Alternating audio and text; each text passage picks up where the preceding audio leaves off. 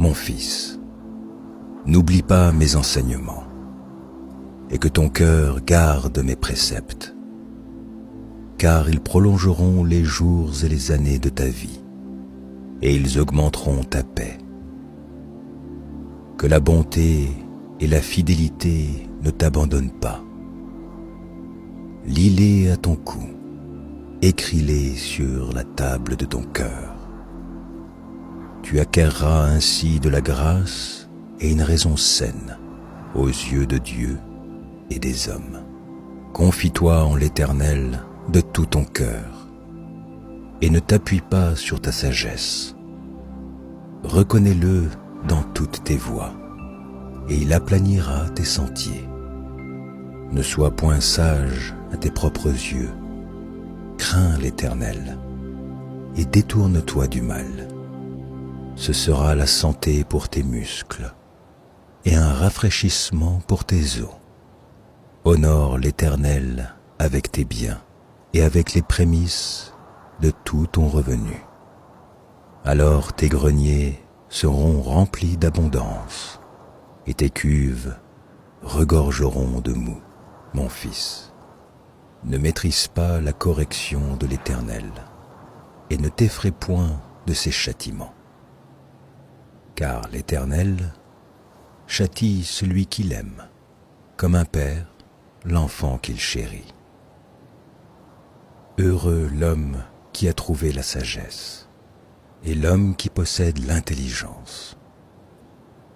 Car le grain qu'elle procure est préférable à celui de l'argent, et le profit qu'on en tire vaut mieux que l'or.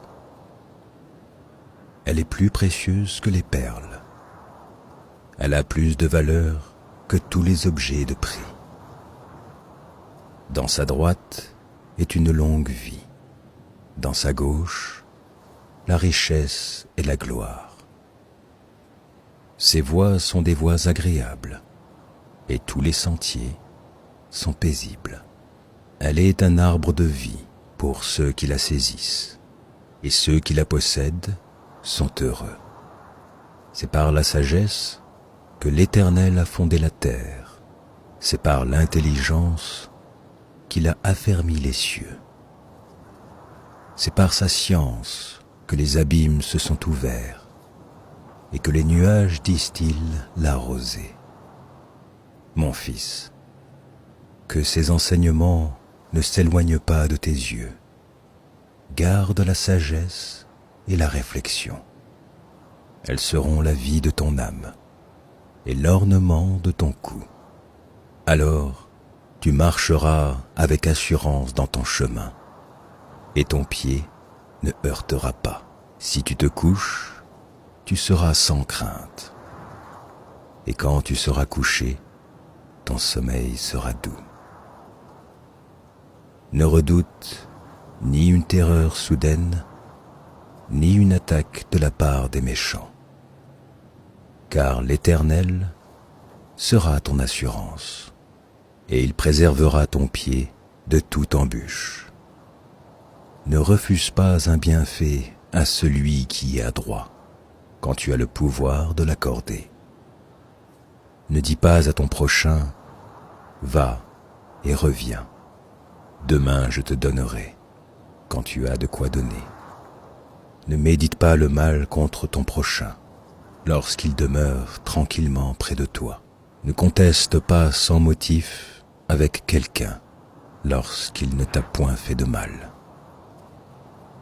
Ne porte pas envie à l'homme violent, et ne choisis aucune de ses voies.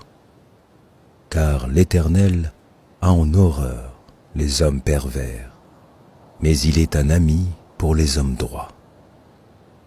La malédiction de l'Éternel est dans la maison du méchant, mais il bénit la demeure des justes. Il se moque des moqueurs, mais il fait grâce aux humbles. Les sages hériteront la gloire, mais les insensés ont la honte en partage.